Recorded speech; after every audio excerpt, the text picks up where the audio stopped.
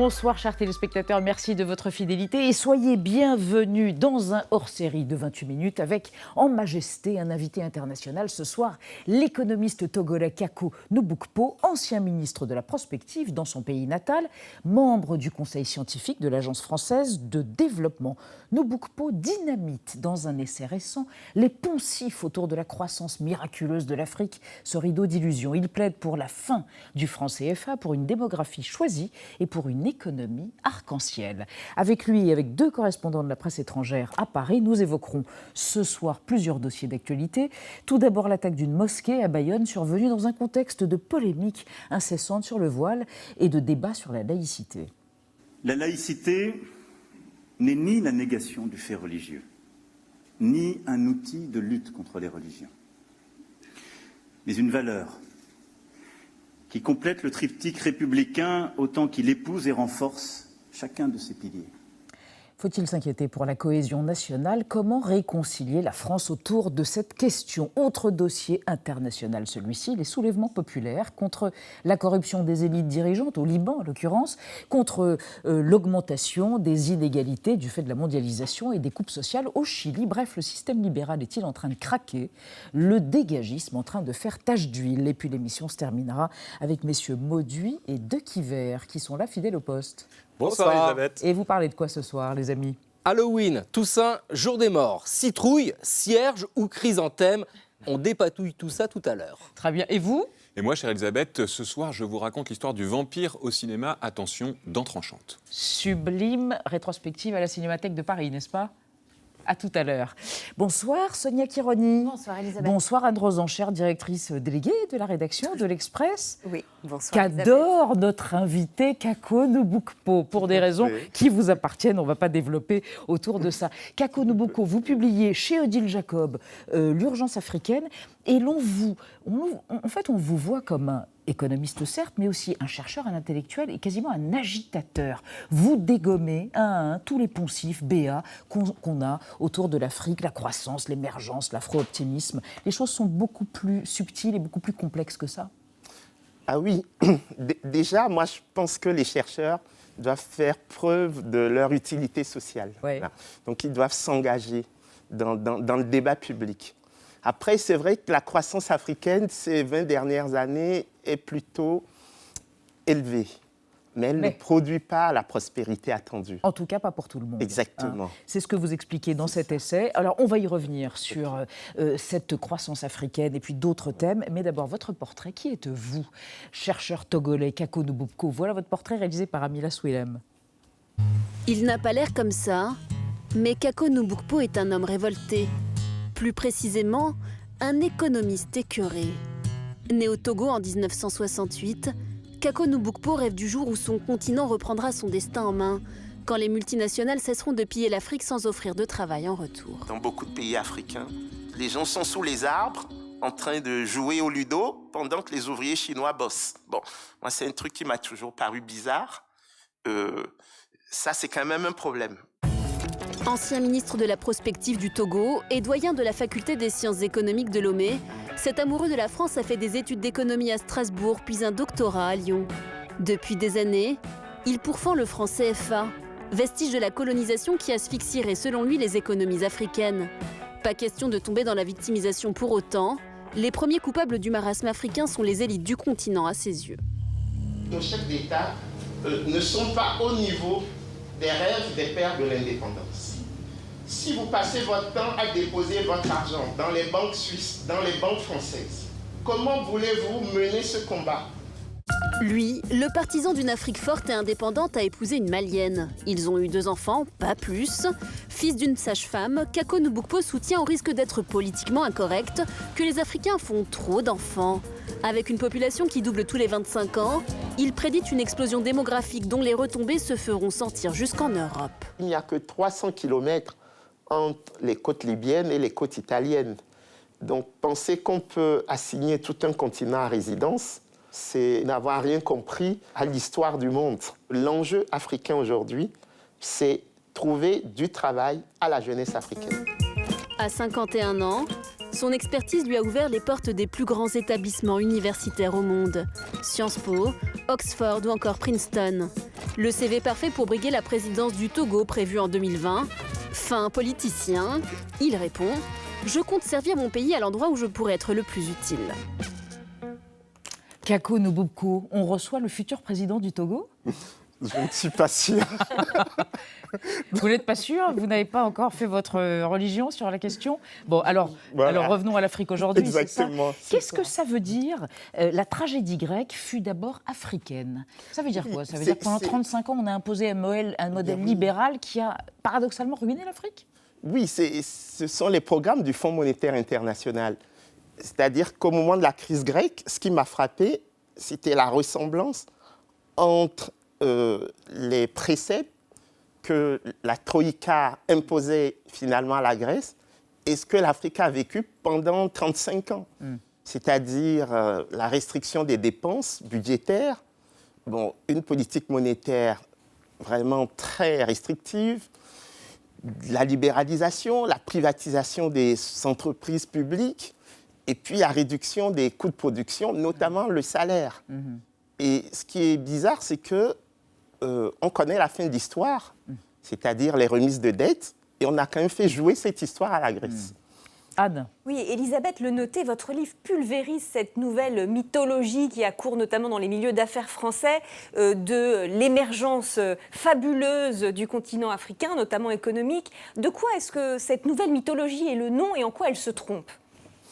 Non, je crois qu'il faut donner de l'espoir. Et puis, il faut attirer les investisseurs étrangers. Donc, le discours sur l'émergence de l'Afrique a ce caractère un peu performatif. Mais nous qui vivons en Afrique, nous relativisons. Et peut-être que nous sommes plus durs encore que les Occidentaux ou les autres qui parlent de l'Afrique. Parce que nous voyons bien tout le potentiel qui n'est pas valorisé. Vous relativisez par exemple cette idée qu'il y a une croissance de 5% et vous dites oui mais elle ne profite pas à tout le monde et si on la rapporte au nombre d'habitants du continent, elle est 3 fois inférieure à celle des pays émergents, c'est ça. Exactement. Il faut voir le truc dans son ensemble. Oui, et puis la croissance africaine, elle est volatile parce qu'elle est fondée sur les cours des matières premières. Parce que ce qu'il faut savoir, c'est que l'Afrique transforme très peu les matières premières. C'est un des problèmes. Hein, bien sûr, parce que c'est là où vous avez la valeur ajoutée, où vous avez la création d'emplois. Donc, elle produit des matières premières, elle les exporte. Exactement. Et rien ne peut être développé en termes d'industrie et donc d'emploi pour le continent. Autre chose, Kako Nobobko, vous avez publié en 2017 une tribune au vitriol contre le franc CFA. Vous avez été saqué de la francophonie à cause de cette tribune. Vous le portez comme une sorte de légion d'honneur, d'ailleurs, d'avoir été saqué et d'avoir défendu vos convictions. Qu'est-ce qu'il a de si terrible, pervers, avec des réminiscences coloniales, ce franc CFA, c'est ça? Oui, 2 choses. C'est-à-dire, déjà, le symbole, c'est une monnaie qui date de 75 ans. C'était le franc des colonies françaises d'Afrique. Vous serez d'accord avec moi que ma génération puisse trouver bizarre qu'on garde ce franc qui renvoie à la colonie. Et puis, sur le plan économique, c'est un peu comme si vous aviez l'euro pour les pays les plus pauvres du monde. Déjà, pour la zone euro, il y a très peu d'États qui s'en sortent, ceux du Nord.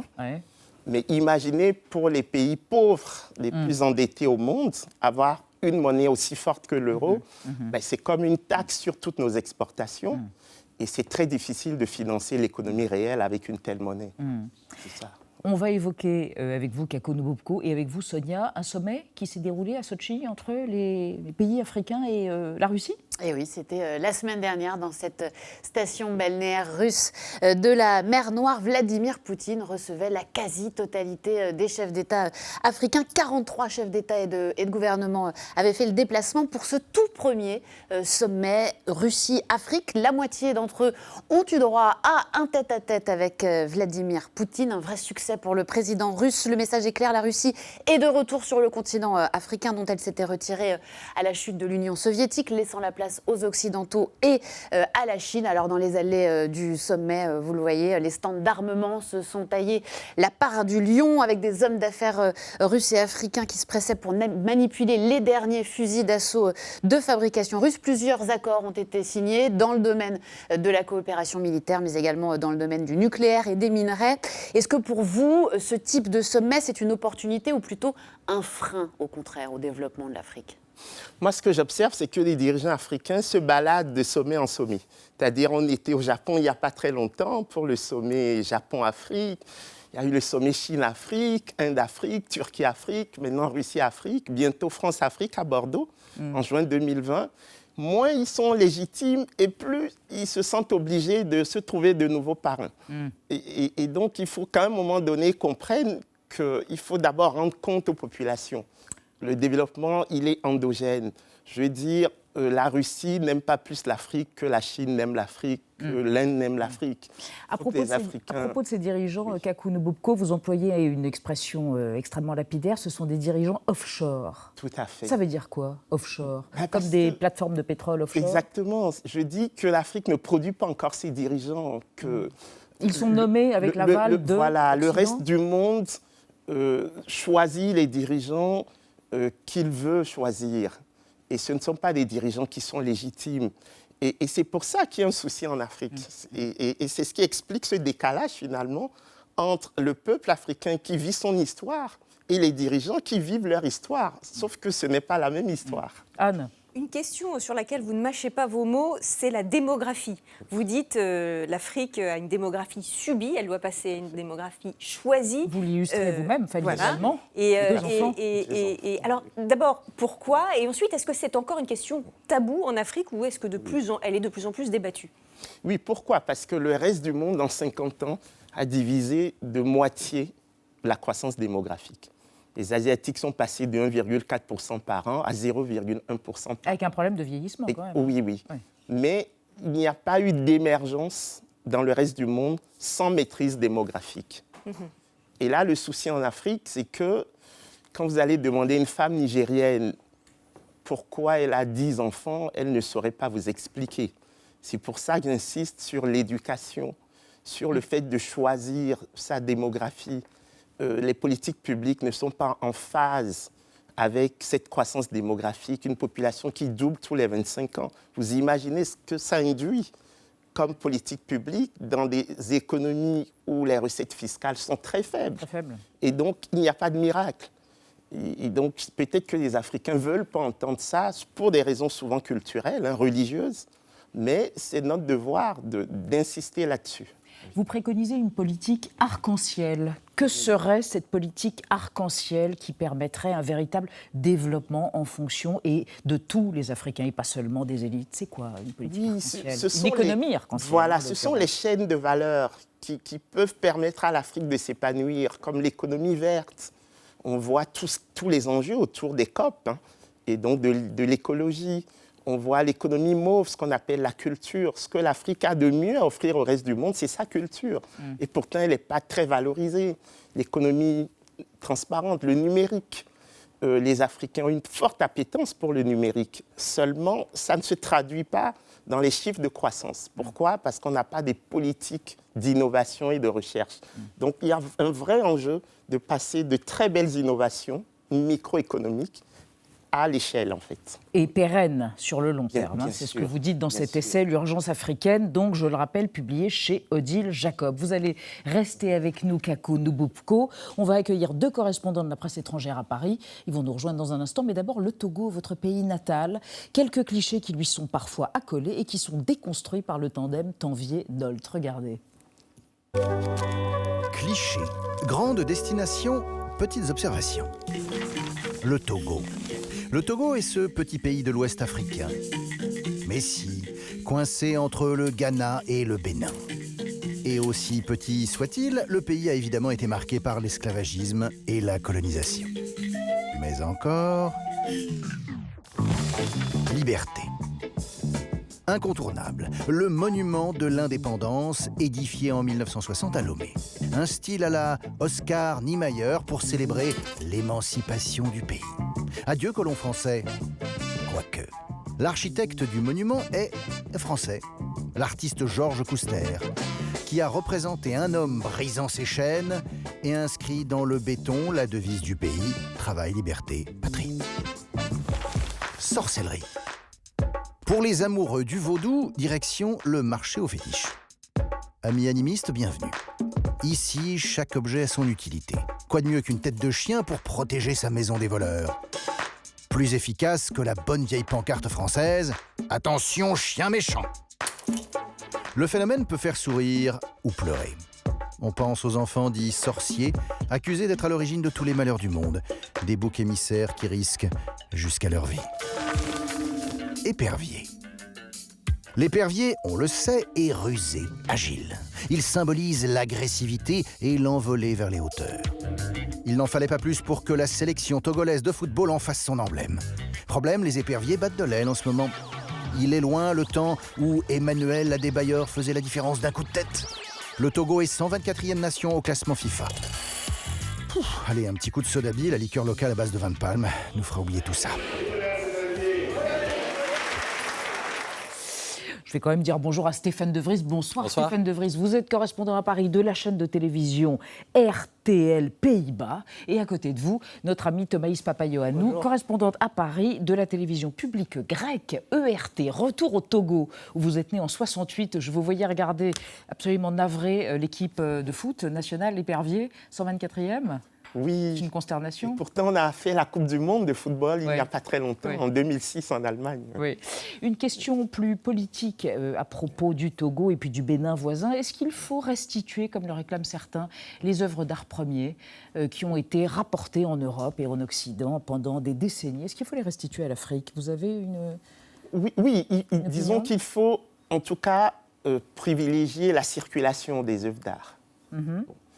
Le principe de restitution, c'est normal parce que ça nous appartient. Mais après, il faut voir les modalités de conservation, il faut voir les modalités de capacité à faire partager à la jeunesse. Et une très belle expérience au Bénin, la Fondation Zinsou. Et je Fondée pense par la qu'il fille de Lionel Voilà, Zinsou. exactement. Donc je pense qu'il faut aller dans ce sens. Mais c'est une fondation privée. Il faut, oui, tout il faut à fait. les moyens de faire tout ça. à fait. Alors, on va envisager plusieurs dossiers d'actualité. Le premier, Anne. Oui, c'est sur cette vague de manifestations qui agite des pays sur des continents différents. On pourrait citer de façon non exhaustive le Liban, l'Irak, ou encore, même si on remonte à quelques mois en France, les Gilets jaunes, le Chili en ce moment. Et bien sûr, ces mouvements sont hétérogènes, mais il y a quand même peut-être ce point commun de dénoncer des inégalités croissantes. À quoi assistons-nous, Stéphane De Vries? Est-ce qu'il y a un point commun, un sens commun à tous ces mouvements populaires-là? Je trouve ça difficile à dire parce qu'il y a des revendications qui sont très différentes les unes des autres. Il y a des pays qui sont très démocratiques, comme la Chili, et qui ne sont pas trop, comme l'Irak par exemple. Le Liban est un cas un peu à part. Mais je pense qu'il y a une chose que... Il y a quand même un truc en commun, c'est qu'en général, ce sont des gens assez bien éduqués. Ça, c'est vraiment un changement par rapport à les années 60-70. Et je pense aussi qu'il y a beaucoup plus d'influence, peut-être pas d'influence, mais d'inspiration grâce à Internet ou à cause d'Internet, ça dépend de la vision du monde. Parce que les Gilets jaunes sont mondialement connus. Ce qui se passe en Chili, on le voit tout de suite en direct aussi sur Facebook. Donc il y a peut-être une sorte de contamination, émulation si vous voulez. Et viralité. Oui. Même si les revendications sont différentes, l'énergie, peut-être, elle est comparable. Et surtout parce qu'il y a un vide géopolitique des États-Unis. Surtout le Chili, ils étaient sous la coupe des États-Unis depuis pas très, très longtemps. Et là, le vide s'est fait sentir. Les peuples osent s'exprimer plus, peut-être, sans avoir le danger de voir une intervention militaire ou autre des Américains. Faites-nous écouter quelqu'un qui fait le lien. Oui, Anne. En effet, je vous propose qu'on écoute le secrétaire général des Nations Unies, le Portugais António Guterres. Il est clair qu'il y a un déficit de confiance grandissant entre les gens et les pouvoirs politiques. Autant de menaces qui pèsent sur le contrat social. Le monde se débat aussi avec les impacts négatifs de la mondialisation et des nouvelles technologies, qui ont augmenté les inégalités au sein des sociétés. Oui, Kakonomoko, est-ce qu'il a raison? Est-ce que son constat est le bon? Bien sûr. C'est-à-dire que le rêve néolibéral d'une prospérité partagée, on voit qu'il bute sur le réel, c'est-à-dire de fortes inégalités. Et on a même l'impression que c'est un peu la liberté du loup dans la bergerie, le néolibéralisme. Et c'est vrai que finalement, on voit la France, l'Équateur, Haïti. Moi, ça me marque, c'est le même déclencheur, la hausse du prix du carburant, pour 3 pays qui n'ont rien à voir. Ça prouve quand même qu'il y a une forme de continuité ou de similarité dans les revendications. Les gens ne vivent pas suffisamment bien. Il y a quelqu'un qui semble avoir tiré les conséquences peut-être de façon opportuniste ou cynique de cette situation, c'est Donald Trump finalement, qui dit la mondialisation, ça ne protège pas mes ouvriers, je fais du protectionnisme. Est-ce qu'on va assister finalement à une correction des pays développés face à la mondialisation comme ça ? En tout cas, Donald Trump était très honnête. Dès sa campagne électorale, il disait « America first ». Il ne s'est pas caché. Il a annoncé la couleur. En tout cas, il respecte son engagement vis-à-vis de son électorat. Et les autres suivent parce qu'il est entré en guerre commerciale avec la Chine. Et bien sûr, ça a chamboulé le tout. C'est évident que le monde a changé. Et les États-Unis ont commencé la mondialisation. Probablement, les Américains vont terminer la mondialisation quelque part. Qu'est-ce que vous entendez par là ? C'est-à-dire que on va entrer dans une espèce de protectionnisme pour garder les emplois chez soi. Il y a un vrai problème de chômage. Quoique aux États-Unis, il y a le plein emploi, certes, mais les salaires sont ultra bas. Ils n'ont pas augmenté. C'est-à-dire que certains, les riches, sont devenus très, très riches et la classe moyenne américaine vit avec la peur de la fin du mois. Ce qui est inconcevable aux États-Unis d'avoir une classe moyenne qui a peur. La même chose se passe actuellement en Europe. Ce n'est pas que la Grèce ou l'Italie ou l'Espagne, mais les autres pays aussi commencent à avoir la peur de la paupérisation. Elle est devant nous. Et donc forcément, les pays... Pas du tout d'accord, votre voisin. Oui, parce que justement, Madame Lagarde, c'était quoi, mercredi matin, responsable de la BCE. La BCE a dit, attention, il y a l'Allemagne et les Pays-Bas qui ne jouent pas les jeux du tout et qu'ils ont des excédents qu'il faut qu'ils absorbent. Le Pays-Bas à la barre. Je ne représente pas les Pays-Bas, vous le savez. Mais non, mais il y a des... En fait, c'est intéressant, mais il ne faut pas mélanger. Je crois que c'est vrai que les riches deviennent de plus en plus riches, mais les classes moyennes aussi deviennent de plus en plus riches, sauf que l'écart entre les riches et les classes moyennes devient aussi plus grand. Donc, en fait, les classes moyennes se comparent aux riches, et là, ça devient en tout cas dans le nord de l'Europe, le mécontentement, parce qu'on se compare aux voisins et pas forcément aux autres pays. Donc, il y a un mécontentement qui n'est pas rationnellement entièrement justifié.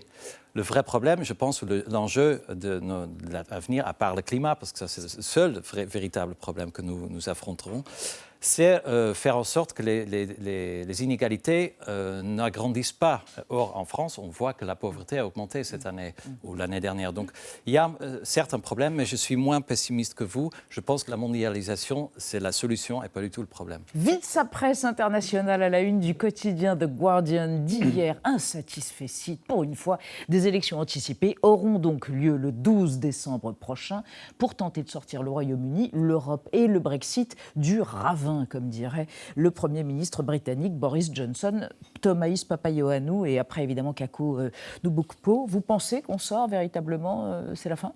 Il n'y avait pas d'autre solution. Les élections générales étaient inévitables pour, en tout cas, jeter la patate chaude vers l'électorat pour leur dire, alors, décidez encore une fois, depuis, ils ont fait déjà des élections, on va avoir une troisième et on va voir si cette fois-ci, ça confirme les choix précédents ou finalement, il y a le Big Bang où on dit, les publics, l'électorat a choisi peut-être le Break-in.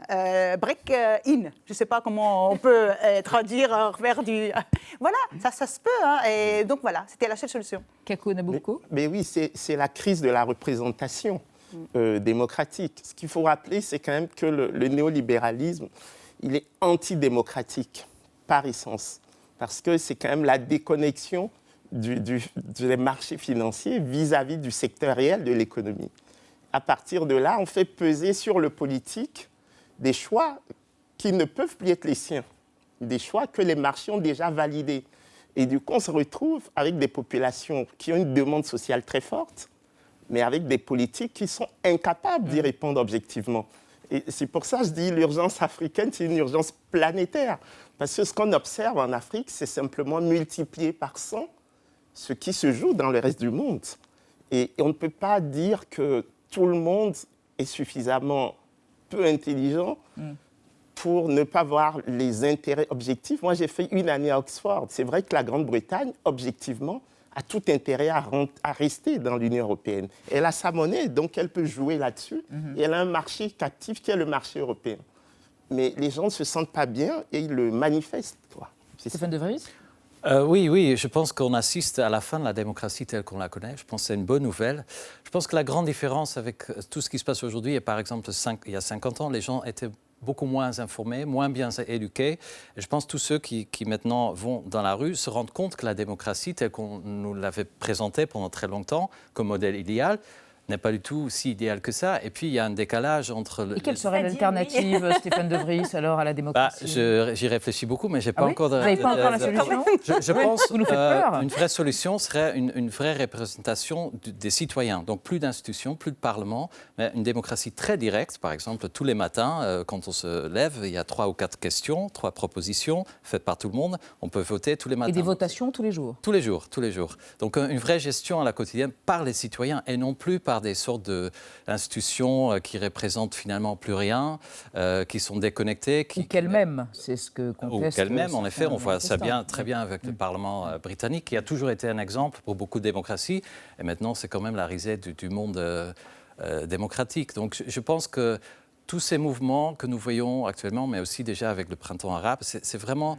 un début de la fin de la démocratie vers quelque chose de meilleur. Je l'espère. Espérons-le. Ouais. En attendant, la télévision. Vous avez regardé la télévision, mais laquelle? Télévision africaine? J'ai regardé une télévision chinoise. Ah, chinoise. Et oui, je vais vous parler donc de Star Times, ce géant chinois des médias qui, en quelques années, a bouleversé le paysage audiovisuel africain. Derrière les grands noms du numérique en Afrique, la Chine n'est jamais bien loin. Et avec Star Times, elle expérimente des formats bon marché, adaptés aux audiences locales. Lancé il y a 12 ans, le groupe revendique 12 millions d'abonnés aujourd'hui dans une trentaine de pays africains, une audience de 26 millions de téléspectateurs, marché colossal. Les raisons de ce succès, eh bien d'abord le prix. Les abonnements sont adaptés au pouvoir d'achat de chaque pays. Au Rwanda, par exemple, l'offre d'entrée de gamme coûte à peine 3 € par mois. Et pour 3 € par mois, donc, eh bien, on a le droit à un bouquet d'une trentaine de chaînes qui mêlent du sport, un canal de kung-fu, par exemple, avec des séries comme Les Combattants du Firmament. Oui, vous noterez la qualité des effets spéciaux. On trouve également un canal de sitcom appelé Sino Drama qui diffuse des feuilletons chinois type telenovelas. Des millions de téléspectateurs suivent chaque semaine les aventures d'hommes et de femmes avec des trahisons, des belles-mères brutales, des maris égoïstes et des jeunes femmes éplorées. On regarde ce que ça donne. Madame Luo s'est trompée à mon sujet, mais je devrais pas agir comme ça. C'est de ma faute. Je n'aurais pas dû la chasser dehors ce jour-là, sans connaître la vérité. Pardonne-moi. Ah bah bientôt sur Arte. Hein. Mon beau-père, c'est mon idole. C'est donc le titre de cette sitcom. Le succès est incroyable. Des compétitions de doublage sont même organisées dans certains pays, comme ici la Côte d'Ivoire. On peut gagner un voyage en Chine. Souvent, ces feuilletons traitent des différences de mentalité entre les générations, notamment dans les relations entre les hommes et les femmes. Un thème qui résonne également en Afrique. Et surtout, il présente l'image d'une Chine moderne, urbaine et riche. Star Times est un instrument important dans la stratégie de soft power de Pékin, même si son patron se défend de toute proximité avec le pouvoir et jure la main sur le cœur que ses intentions ne sont que philanthropiques.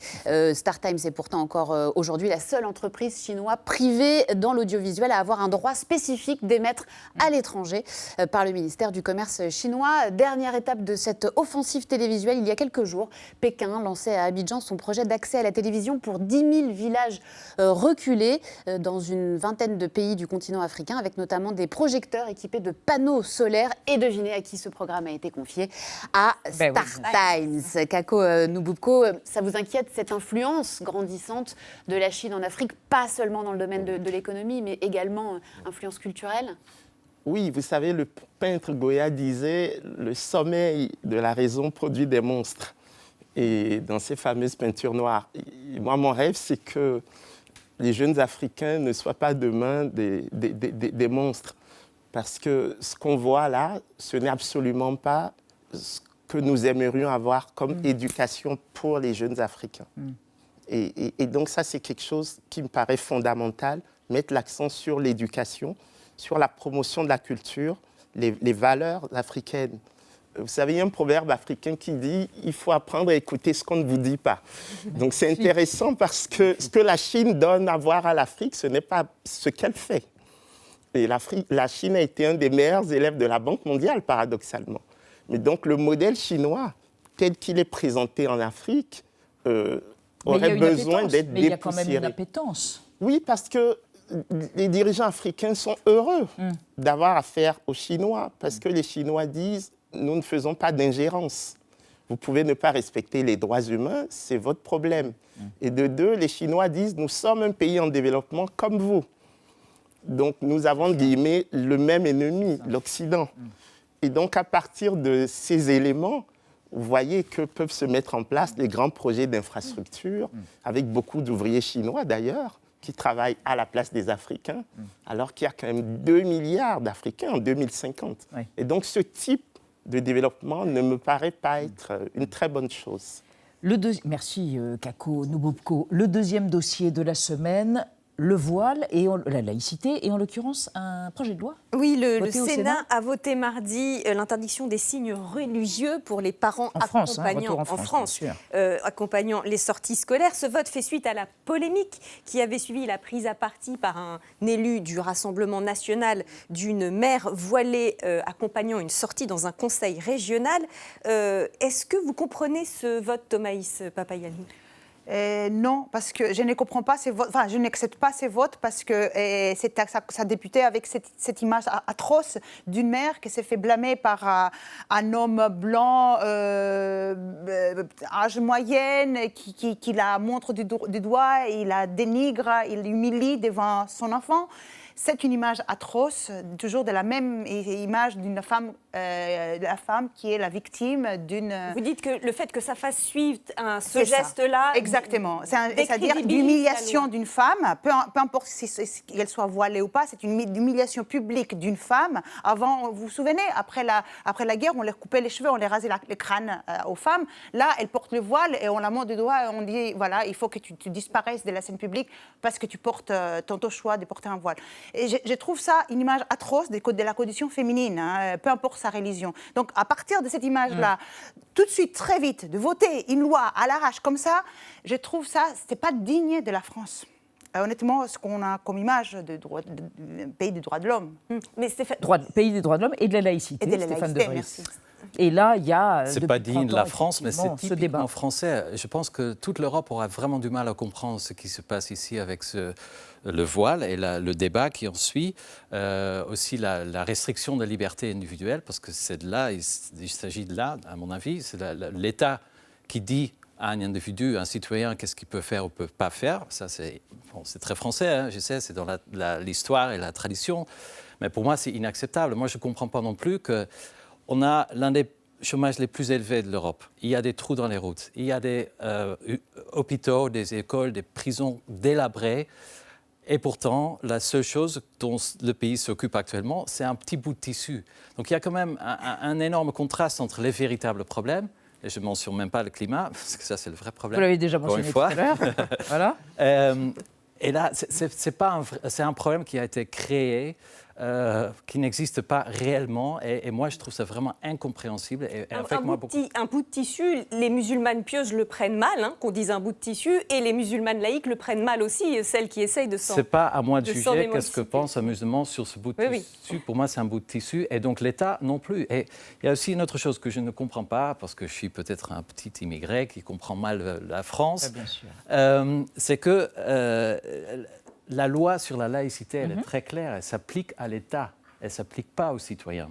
Et pourtant, tous ceux... C'est la neutralité de l'État par rapport aux religions, quelles qu'elles soient. Et même l'État, légalement, ne peut même pas juger qu'est-ce que c'est un signe religieux. Donc si je mets un t-shirt avec les Rolling Stones ou je ne sais pas quoi, ça a la même valeur juridique qu'un voile, pour l'État en tout cas. Or, là, on voit l'État et certains groupes politiques de tous bords, gauche, droite. Il dit c'est au nom du fait que ces mères accompagnatrices ont une délégation de service public. Dans ce cas-là, il faut embaucher des profs et mieux payer les profs. Plus de profs. L'opportunité de la loi est largement remise en question. Mais en fait, ce qui se passe réellement, c'est qu'on interdit une personne qui habite en France, un citoyen, de s'habiller comme elle souhaite. Qu'on n'aime pas le voile ou pas, ce n'est pas du tout le débat, mais l'État n'a pas à se mêler dans les affaires quotidiennes des citoyens. Enfin, ça, c'est mon regard. Votre point de vue, Kakou Oui, Nubobko? enfin, moi je pense qu'il faut être ferme sur les principes républicains et puis en même temps traiter les... En même temps, vous qui n'aimez pas le « en même temps », et vous le dites dans votre essai, je suis C'est étonnée. ça, oui,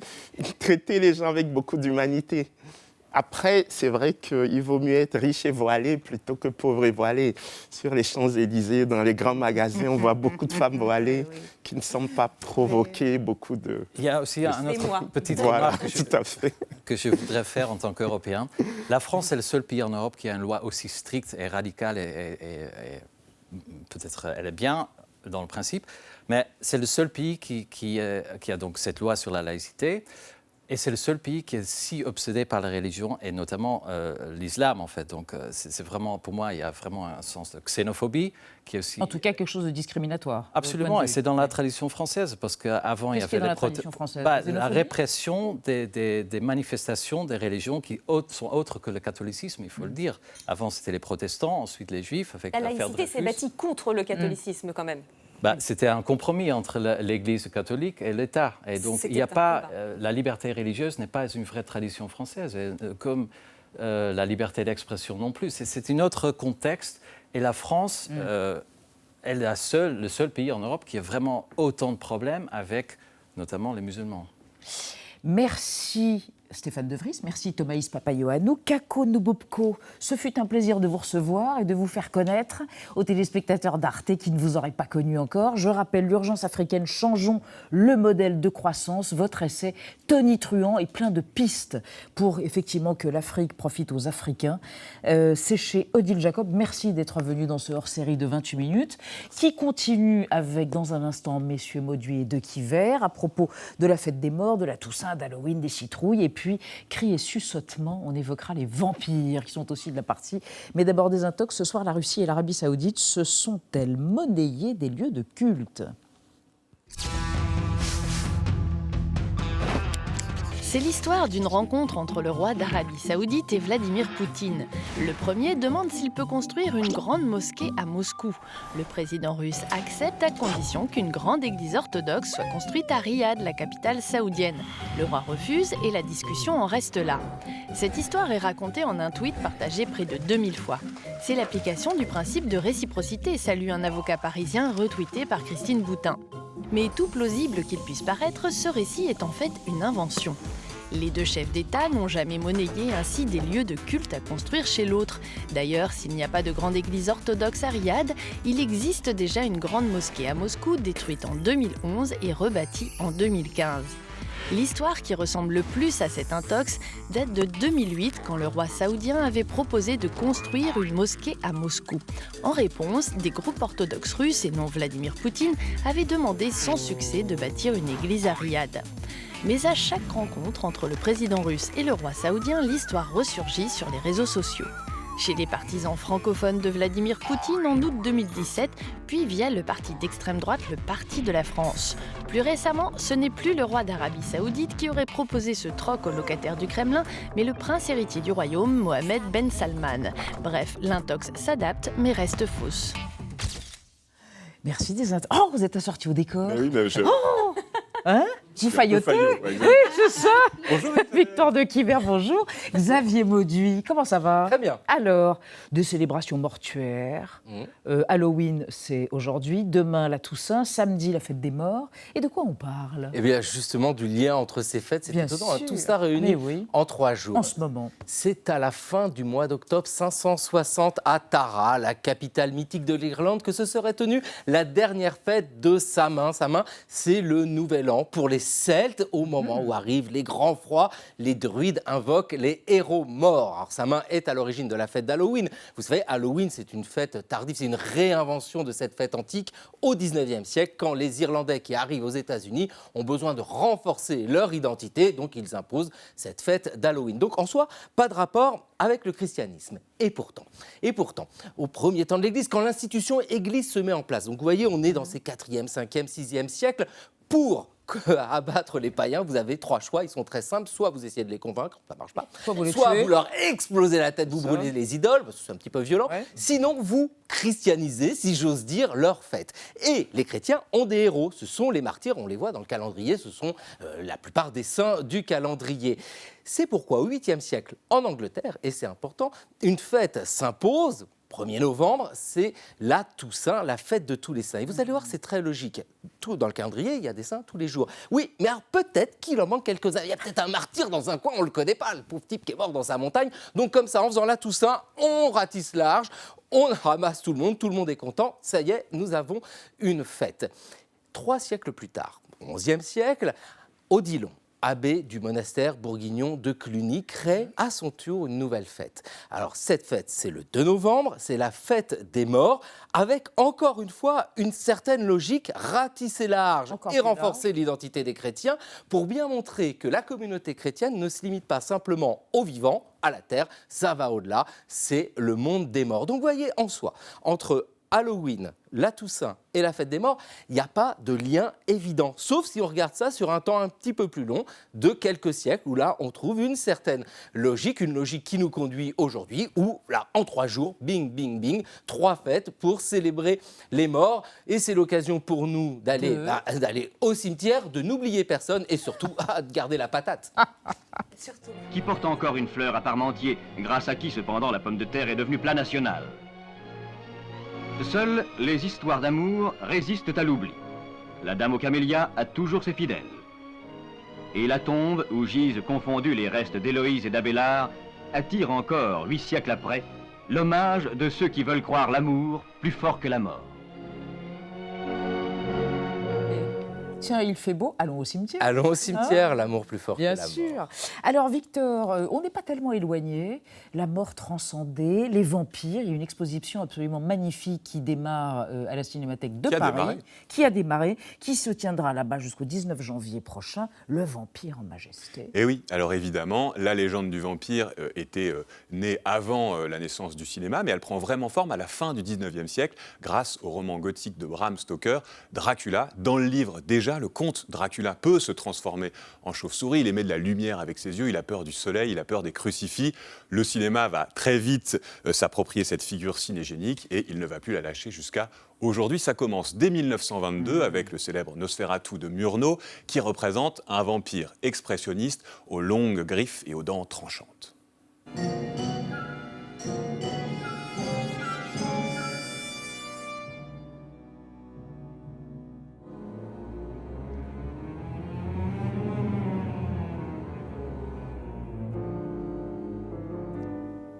Alors évidemment, après, tous les grands cinéastes vont faire un film de vampire. Déjà parce que filmer des morts vivants, c'est un défi créatif en soi, mais aussi parce que faire un film de vampire, c'est faire un film politique sans trop en avoir l'air, qu'il soit progressiste ou réactionnaire. La figure du vampire incarne toujours la transgression et la violence de nos sociétés. Alors ça va être l'espion communiste, le capitaliste véreux, le toxicomane ou la marginale, comme Tilda Swinton dans l'excellent film de Jim Jarmusch, Only Lovers Left Alive.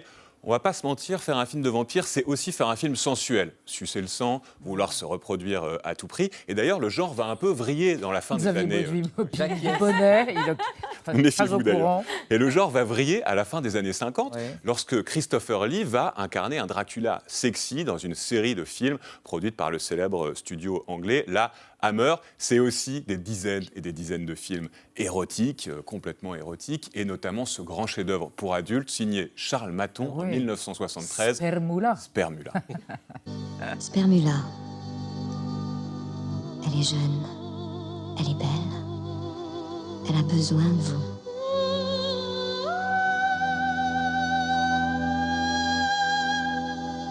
Spermula. Si ce nom vous choque, c'est normal. Il est choquant. Le film l'est aussi.